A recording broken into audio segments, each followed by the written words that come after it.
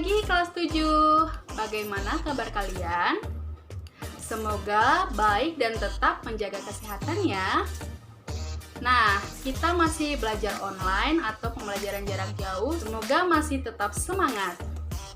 Kembali bersama saya, Miss Reina, yang akan memberikan materi ilmu pengetahuan sosial dengan materi hari ini adalah potensi sumber daya alam Indonesia. Nah, apa saja yang akan kita bahas? Yang pertama, kita akan membahas tentang pengertian sumber daya alam. Yang kedua, pengelompokan sumber daya alam. Dan yang ketiga, potensi sumber daya alam Indonesia. Nah, kita akan membahas satu persatu. Sebelum kita memulai pembahasan kita, coba kalian perhatikan gambar berikut ini.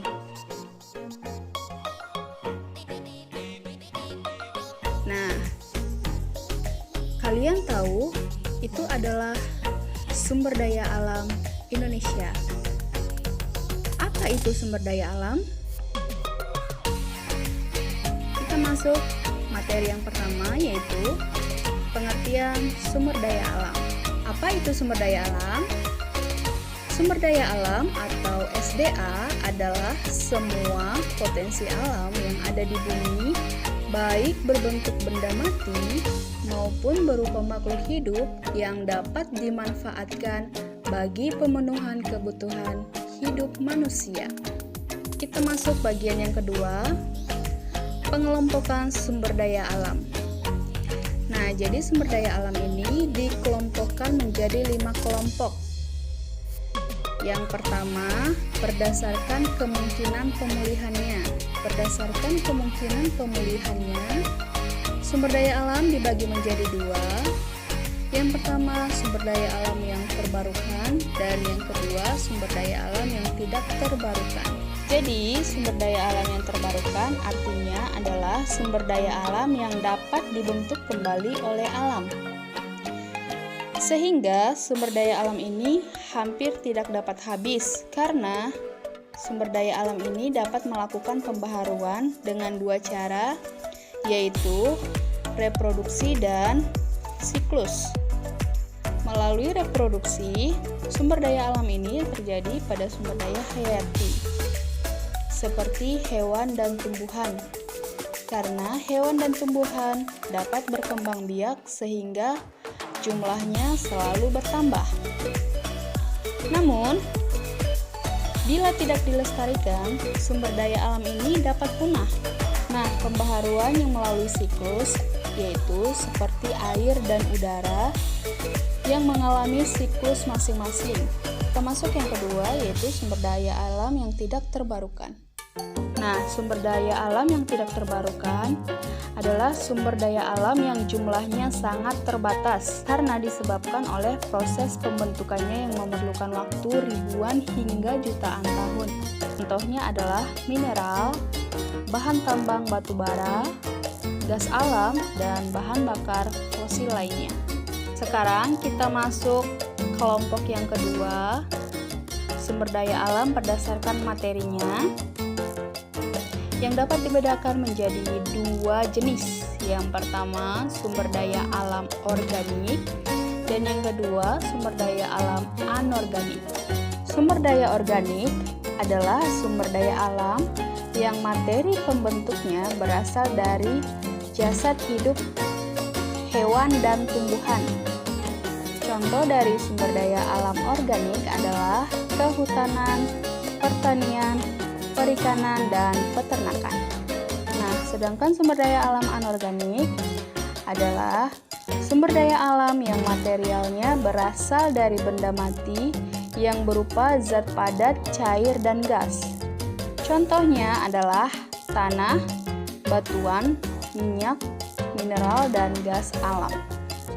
Sekarang kita masuk kelompok yang ketiga, yaitu berdasarkan habitatnya. Dibagi menjadi 2, yaitu sumber daya alam teretris dan sumber daya alam akuatik. Sumber daya alam teretris adalah sumber daya alam yang mempunyai hubungannya dengan tanah. Sedangkan sumber daya alam akuatik adalah sumber daya alam yang berhubungan dengan air. Selanjutnya kita masuk ke kelompok yang keempat, yaitu berdasarkan bentuk yang dapat dimanfaatkan.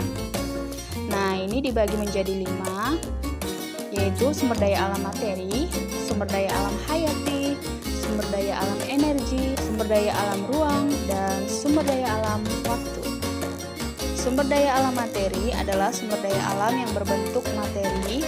Contohnya mineral magnetik, hematit, limonit, siderit, dan pasir kuarsa. Sumber daya hayati adalah sumber daya alam yang terbentuk dari makhluk hidup seperti hewan dan tumbuhan. Sumber daya energi adalah sumber daya alam yang berguna untuk menghasilkan energi, seperti bahan bakar fosil, gas alam, batu bara, dan kayu bakar. Sumber daya ruang yaitu ruang atau tempat yang diperlukan manusia untuk melakukan aktivitas hidupnya. Kelima, sumber daya waktu. Selanjutnya kita masuk ke kelompok yang kelima, yaitu sumber daya alam berdasarkan daya pakai dan nilai konsumsi. Nah, ini dibagi menjadi 2. Yang pertama, sumber daya alam yang tidak cepat habis, dan yang kedua, sumber daya alam yang cepat habis. Sumber daya alam yang tidak cepat habis disebabkan karena nilai konsumsi benda-benda itu relatif kecil. Contohnya, intan, batu permata, dan logam mulia. Sedangkan sumber daya alam yang cepat habis adalah sumber daya alam yang nilai konsumsinya relatif tinggi sehingga sulit untuk didaur ulang. Contohnya, bensin, gas alam, dan bahan bakar lainnya. Selanjutnya, kita akan masuk ke potensi sumber daya alam di Indonesia. Tahukah kalian, Indonesia adalah salah satu negara yang mempunyai potensi sumber daya alam yang paling banyak dan sangat kaya akan sumber daya alam. Nah, ada beberapa kelompok sumber daya alam di Indonesia. Yang pertama, sumber daya alam udara. Yang kedua, sumber daya alam tanah. Yang ketiga, sumber daya alam hayati. Yang keempat, sumber daya air. Yang kelima, sumber daya hutan. Dan yang keenam, sumber daya tambang. Dan yang ketujuh, potensi kemaritiman Indonesia. Yang pertama, sumber daya udara. Semua makhluk hidup membutuhkan udara, seperti manusia dan hewan membutuhkan udara untuk bernafas, dan tumbuhan membutuhkan udara untuk proses fotosintesis. Yang kedua, potensi sumber daya tanah.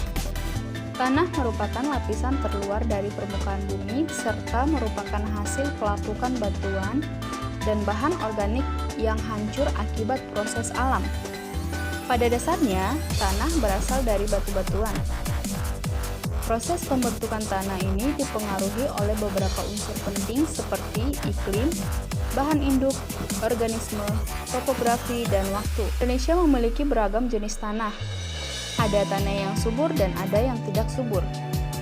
Berikut ini adalah contoh tanah yang ada di Indonesia. Yang pertama ada tanah aluvial atau tanah endapan. Yang kedua ada tanah vulkanis atau tanah gunung api. Yang ketiga ada tanah organosol atau tanah gambut. Yang keempat ada tanah litosol atau tanah berbatu-batu. Yang kelima ada tanah brumosol atau tanah berat. Yang keenam ada tanah pozolik.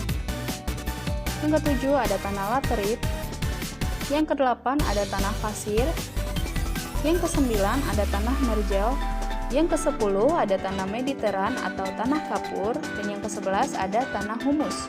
Nah, tanah mempunyai beberapa manfaat bagi kehidupan, seperti sebagai penyedia unsur hara untuk tumbuhan, sebagai penyedia makan untuk biota tanah, sebagai habitat hidup dan melakukan kegiatan, sebagai sumber bahan baku barang kerajinan atau perabot rumah, sebagai sumber penyerap dan penyimpan air, dan sebagai aset ekonomi.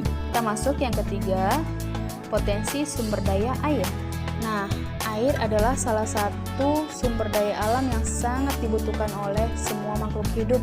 Sumber daya alam air ini adalah salah satu sumber daya alam yang tidak cepat habis, karena air mempunyai siklus yang disebut dengan siklus hidrologi.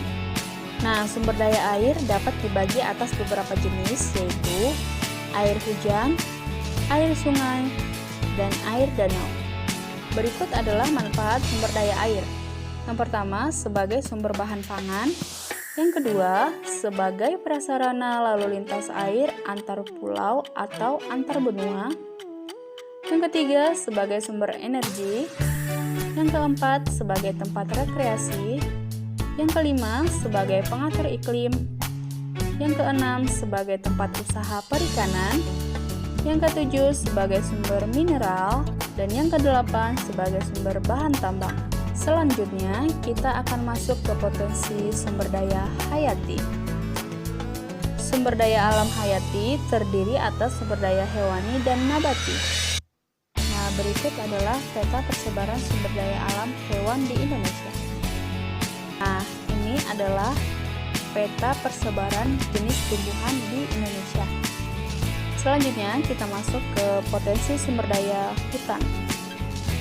Indonesia memiliki potensi sumber daya hutan yang besar. Hutan di Indonesia memiliki luas sekitar 99,6 juta hektar atau 52,3% dari luas wilayah Indonesia. Berikut adalah tempat-tempat yang memiliki hutan luas di Indonesia. Ada Papua, Kalimantan, Sulawesi, dan Sumatera. Selanjutnya, kita masuk ke potensi sumber daya tambang. Indonesia memiliki sumber daya tambang yang sangat besar. Apa saja hasil tambang di Indonesia?